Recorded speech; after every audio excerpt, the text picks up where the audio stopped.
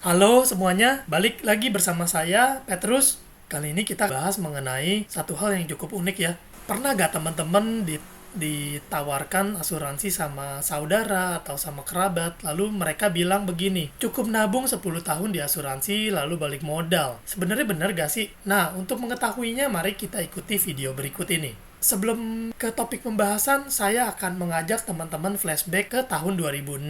Tahun 2006, kakak saya meninggal akibat sakit hepatitis dan orang tua saya menerima uang warisan lumayan besar. Itulah titik balik saya pertama kali percaya asuransi. Awalnya saya nggak terlalu peduli atau nggak terlalu percaya asuransi.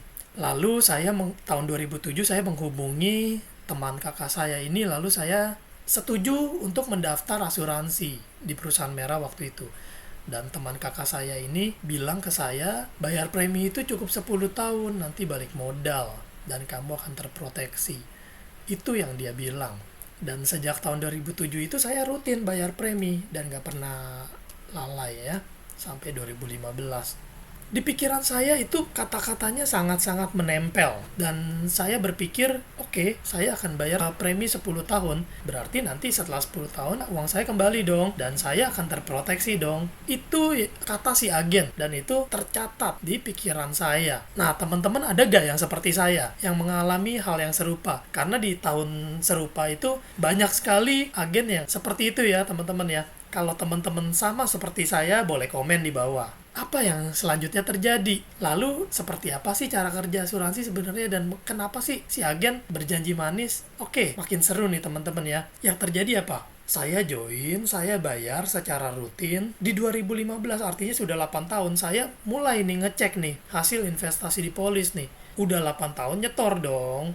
Saya hitung-hitung nih. Terus saya hitung kalau saya bayar 2 tahun lagi, mungkin nggak saya balik modal. Ternyata kalau hitung-hitungan saya itu saya nggak bakal balik modal. Karena dari hitungan saya baru nyetor kan 8 tahun. Berarti 500 kali 12 bulan kali 8 artinya saya udah nyetor 48 juta. Yang saya tarik itu begitu tahun 2015 itu kan saya tutup polis ya. Yang saya tarik itu hanya 25-an. Kalau saya lanjutin, apakah mungkin saya balik modal? Lalu saya berpikir, ini salahnya di mana ya? Saya berasa rugi nih. Salah siapa ya? Saya lagi mulai bertanya-tanya nih. Saya tutup polis saya, dibantu oleh teman saya. Dan saya mulai kepo, mulai cari tahu. Gimana sih cara kerja asuransi? Apa sih yang dimaksud sama ini asuransi? Ternyata setelah saya pelajarin itu asuransi itu biaya. Semakin saya pelajarin, semakin saya sadar ternyata yang salah itu penjelasan si agen. Nanti saya akan bahas lebih lanjut. Si agen itu memberikan janji manis, iming-iming ya, hasil investasi. Dan itu adalah mis-selling. Padahal investasi itu kan nggak dijamin, tapi itu dia malah menjanjikan. Sebelum masuk ke cara kerjanya, saya akan membahas mengenai konsep asuransi. Jadi gini, misalnya teman-teman adalah seorang warga di desa. Lalu di desa kecil itu hanya ada 10 rumah dan Pak RT kumpulin seluruh warga. Pak RT bilang, warga, 7 dari 10 rumah di desa kita ini kemalingan. Gimana respon kita? Gimana teman-teman? Kalau Anda adalah warga, apakah Anda akan santai-santai atau berjaga-jaga? Asuransi itu seperti ini teman-teman. 7 dari 10 orang itu akan terkena penyakit kritis. Gimana respon kita? Kita mau santai atau jaga-jaga? Saya melihat keluarga saya. Kakak saya kena sakit kritis. Apakah saya santai-santai atau jaga-jaga? Saya beli asuransi. Itu respon saya. Karena saya melihat keluarga saya kemalingan. Flashback lagi di 2007 itu, apa sih alasan saya asuransi? Apakah karena saya tertarik balik modalnya atau karena alasan proteksi? Balik modalnya sih jujur menarik, tapi sebenarnya alasan utama saya bukan balik modalnya. Alasan saya ambil proteksi itu karena saya melihat sendiri kakak saya meninggal. Kakak saya sakit hepatitis. Umur 26. Dengan kondisi kakak saya itu badannya six pack, tubuhnya atletis, tingginya 180, beratnya 70 something ya, saya lupa. Tapi atletis banget lah, hobinya main basket, pola hidupnya bagus, bisa sakit. Saya butuh proteksi, makanya saya ambil asuransi. Nah ternyata kejadian, kakak saya meninggal, kakak saya udah siap dana warisan yang besar. Padahal baru nyetor premi kecil. Itu asuransi. Nah betul banget teman-teman, asuransi itu ibarat arisan bersama. Ada 100 orang, kumpulin dana di satu rekening. Lalu mereka semua bikin perjanjian. Kalau ada yang sakit, kita akan bantu dengan uang segini. Lalu dibikinlah perjanjian. Kalau ikut yang iurannya 500, dapat pertanggungannya 50 juta. Kalau ikut yang 1 juta, dapat pertanggungannya 100. Ini cara kerja asuransi. Seperti itu teman-teman. Gotong royong, saling bantu. Daripada nanggung sendirian, ya lebih bagus nanggung bersama, bener gak? Ringan sama dijinjing, berat sama dipikul. Tapi untuk join, kita harus ada namanya kontribusi. Ada biaya yang harus dikeluarin. Kenapa? Karena pada akhirnya kita juga akan mengeluarkan biaya juga. Cuman pertanyaannya, kita mau keluarinnya biaya kecil atau biaya besar? Kalau biaya kecil itu selagi sehat kita cicil biaya kecil di perusahaan asuransi. Nah, itu ada biaya untuk punya proteksi besar. Dan itu udah dipastikan dalam kontrak. Itu asuransi, teman-teman. Nah, tapi kan banyak ya respon orang-orang. Ada yang bilang, saya nggak mau asuransi haram, asuransi penipu, asuransi mencari keuntungan. Betul, teman-teman. Banyak sekali paradigma negatif tentang asuransi. Tapi teman-teman, sebenarnya sadar atau nggak sadar, tanpa asuransi sebenarnya kita udah berasuransi. Nah, pasti bingung dong dengan statement saya itu. Tanpa berasuransi, kita sudah berasuransi. Maksudnya gimana, Pak Petrus? Oke, buat lebih gampangnya, saya cerita. Misalnya ada seseorang bernama Pak Agus. Maaf ya teman-teman kalau ada yang namanya sama ya. Hanya contoh aja. Si Pak Agus ini menolak join asuransi. Dia nolak. Lalu dia bilangnya apa? Sayang lah join asuransi, buang-buang duit. Pengeluaran udah banyak, buat hidup aja susah. Dia bilang gitu. Salah gak? Nggak salah. Terserah dong, bebasnya aja. Tapi teman-teman tahu gak? Sebenarnya si Agus ini sebenarnya udah punya asuransi. Si Agus ini nggak join asuransi manapun. Tapi dia sadar nggak sadar atau suka nggak suka, Pak Agus ini udah punya asuransi. Bukan cuman itu doang, Pak Agus udah punya perusahaan asuransi. Kenapa? Sekarang gini teman-teman, misalnya si Agus ini sakit, lalu keluar 500 juta. Siapa yang bayar? Dari kantong mana yang bayar?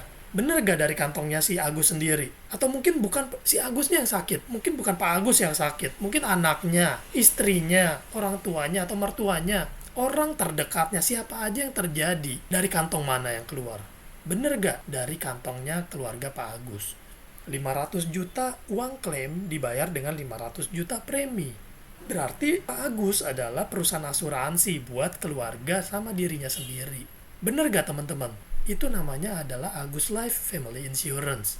Cuman orang belum sadar aja bahwa diri kita adalah perusahaan asuransi. Sekarang daripada harus keluar sekaligus 500 juta, kenapa nggak dicicil aja? Kenapa nggak dicicil 1 juta sebulan atau 2 juta sebulan untuk punya 2 miliar? Nah, kalau udah melihat penjelasan saya tadi tentang Agus Life Family Insurance tadi, setuju gak teman-teman bahwa asuransi itu sebenarnya no choice teman-teman?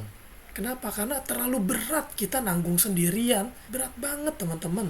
Jadi, kita keluarin uang kecil kita simpen di Allianz. Kita titip uang kita untuk dikelola. Dan ini bukan cuma 100 pesertanya, ini jutaan orang. Makanya pertanggungannya bukan ecek-ecek, pertanggungannya bisa miliaran. Teman-teman cari deh di Google. Ada yang 500 juta, ada yang 1 miliar, ada yang 5 miliar, ada yang 10 miliar, dan itu terjamin, tercatat di kontrak perjanjian yang disebut polis asuransi. Dan itu ada kuasa hukumnya. Jadi itu adalah uangnya kita. Itu pasti kita terima nanti. Itu terjamin teman-teman. Lalu kalau udah tahu seperti itu, teman-teman mau punya uang pertanggungan yang berapa? Mau yang hanya 1 miliar atau yang 2 miliar? Nah, untuk punya 2 miliar itu kita harus keluar namanya biaya asuransi. Kita tuker kontribusi kita dengan pertanggungan. Itu adalah asuransi. Asuransi itu biaya teman-teman. Kontribusi uang kecil, maka kita akan tercatat sebagai peserta, lalu kita punya jaminan uang besar. Itu asuransi, itu prinsip dasar. Kalau prinsipnya seperti itu dan prinsipnya adalah asuransi itu biaya, sebenarnya wajar gak kalau kita berharap uang kembali ya teman-teman di tahun ke-10? Kita setor duit dan itu adalah biaya. Dan kita berharap uang kembali. Nah, pertama teman-teman kita harus ubah cara berpikir kita. fokus tujuan utama kita adalah asuransi, yaitu proteksi. Tapi Pak Petrus kok ada investasi, lalu kenapa ada unit link? Banyak bertanya begitu. Orang Indonesia itu unik teman-teman. Orang Indonesia itu susah diajak berasuransi, sulit diubah pemikirannya, malah bilang sayang, buang-buang duit dan sebagainya, banyak 1001 alasan sebut. Lalu mulailah perusahaan asuransi berinovasi, menambahkan instrumen investasi sebagai pelengkap, sebagai pemanis kalau istilahnya saya, supaya orang tertarik untuk gabung di asuransi. Karena orang banyak yang gak rela uangnya hilang gitu aja, padahal bukan hilang. Kalau saya bilang kita nitip, tapi banyak orang yang gak rela. Akhirnya dibuatlah konsep asuransi sekaligus nabung. Tapi banyak orang yang kebalik, mereka berharap investasinya besar, padahal jelas-jelas ini adalah judulnya aja perusahaan asuransi. Kalau kita lihat buku polisnya aja, itulah kontrak asuransi, bukan kontrak investasi. Sampai sini paham nggak teman-teman? Nah, flashback di 2007, kalau teman-teman tanya ke saya, saat itu Pak Petrus kan kembali duitnya dikit, Pak Petrus rugi nggak? Awalnya saya jawab ya. Saat itu saya jawab ya. Kenapa? Karena saya berasa rugi. Saya setornya duit 48 juta, kembali 25 juta. Tapi setelah saya pelajarin cara kerja dan sebagainya, saya bilang tidak. Saya tidak rugi. Kenapa? Karena tahun 2008 dan seterusnya itu, kalau misalnya saya sakit, atau kecelakaan, atau bahkan meninggal, saya udah ada jaminan di kontrak polis. Kalau nggak salah waktu itu 100 juta ya meninggal dunia ya. Saya nggak tahu, nggak ingat. Berarti pada saat itu kesalahan bukan di perusahaan asuransi, kesalahan adalah di agen. Si agen menjualnya itu salah, dia salah menjual. Dia menjanjikan angka yang nggak pasti sebagai hal yang dianggap dapat menarik nasabah. Jika nasabah 10 tahun kemudian tahu seperti itu, akan gimana hubungan dengan agen? Pasti nggak enak dong, dia akan marah sama agennya. Dengan konsep ini, Allianz menyebutnya TAPRO, tabungan proteksi. Ada tabungan, ada proteksi, tapi sekali lagi ya teman-teman ya, tabungannya ini hanya instrumen pemanis pelengkap. Jadi kita sebutnya gini, kalau sehat ada tabungan atau nilai tunai hasil investasi yang bisa ditarik khususnya saat darurat ya. Misalnya butuh dana buat anak masuk universitas ya kan. Tapi hati-hati teman-teman. Tujuan utama investasi di sini sebenarnya bukan untuk ditarik. Tujuan utamanya ini sebenarnya adalah untuk dana cadangan. Dana cadangan kalau kita gagal bayar premi, kita kan nggak tahu kita kerjanya bakal seterusnya atau gimana. Kan bisa aja terjadi PHK atau kayak pandemi gini kan penghasilan berkurang. Kita akan mikir bayar premi dari mana nih. Nah, itu dana cadangan itu tujuannya sebenarnya untuk itu. Jadi jangan salah, bukan buat ditarik ya teman-teman ya. Tapi kalau benar-benar darurat, nggak ada salahnya ditarik, tapi nanti di top up lagi. Lalu ada proteksinya juga. Kalau nggak sehat ada proteksi, yaitu pertanggungan sesuai dengan kontrak di polis. Ada uang pertanggungan jiwa, kita sebutnya warisan, ada pertanggungan lain. Nah, buat kita paham seperti apa TAPRO ini, kita anggap aja seperti kita sedang mau makan di rumah makan Padang. Nasi putih adalah dana warisan, jadi itu adalah asuransi dasar yang wajib diambil. Nah, teman-teman nggak mungkin dong makan cuma nasi putih doang. Nggak enak teman-teman.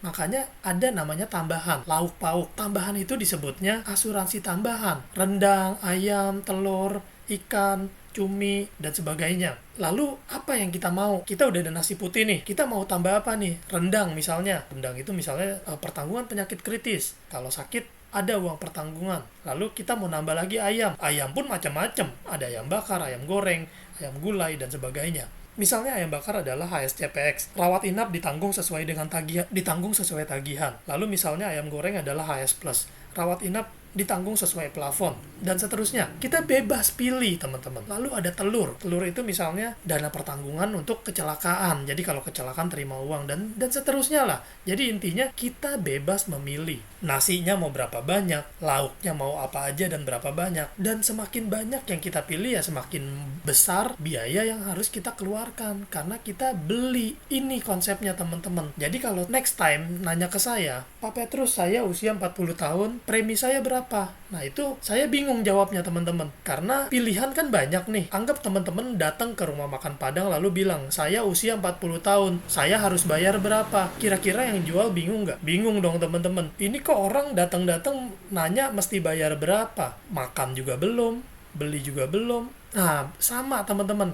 Teman-teman mau punya uang pertanggungan berapa? Dana warisan yang disiapkan mau 5M atau 10M. Lalu pertanggungan penyakit kritis mau yang 5M atau 10M.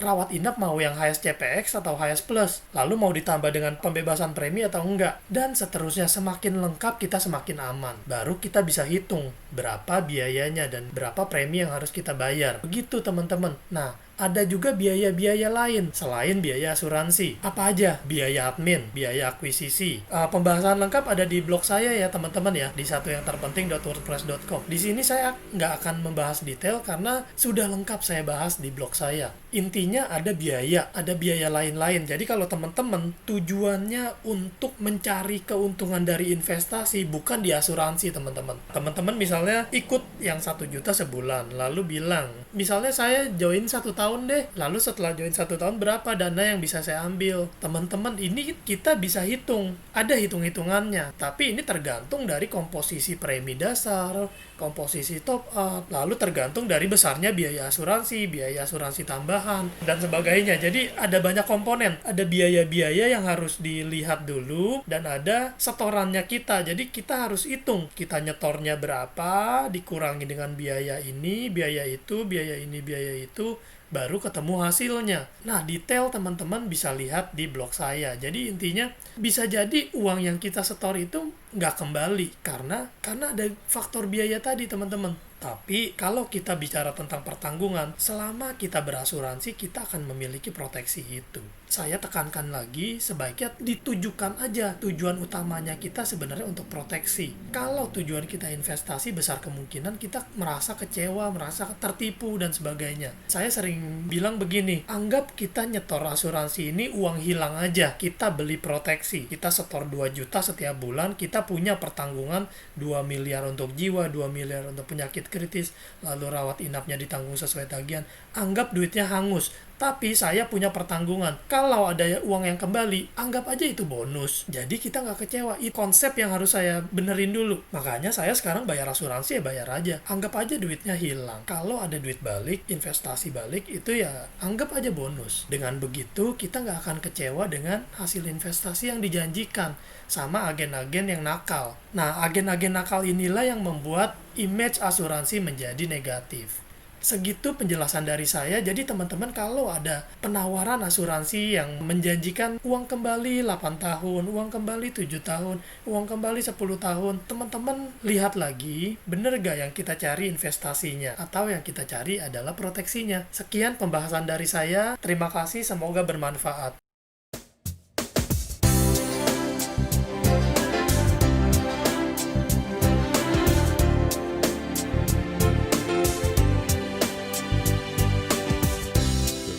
We are to achieve is the dream we truly believe. We earn every step of the way. All the goodness we make each and every day. Together we all work as one, strong and solid.